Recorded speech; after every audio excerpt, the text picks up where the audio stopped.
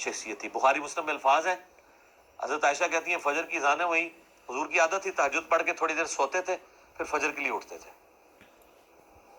تو کہتے ہیں میں نے حضور کے خراٹے سنے.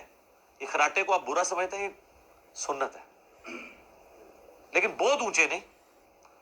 ہاں, وہ بندے کو علاج کروانا چاہیے نارمل, یعنی ناک کی آواز.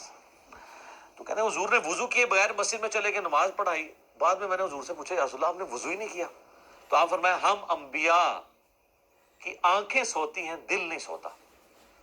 تو انبیاء نیند کی حالت میں بھی نہ غافل نہیں ہوتے, چونکہ غافل نہیں ہوئے ہوتے انبیاء اکرام نیند کی حالت میں, لہٰذا اللہ تبارک و تعالیٰ نے انہیں اسپیشل پروٹوکول دیا ہوا ہے نیند کے اعتبار سے کہ نیند کی حالت میں ان کا وضو نہیں ٹوٹتا. اچھا, ہمارا وضو نیند کی حالت میں کیوں ٹوٹ جاتا ہے؟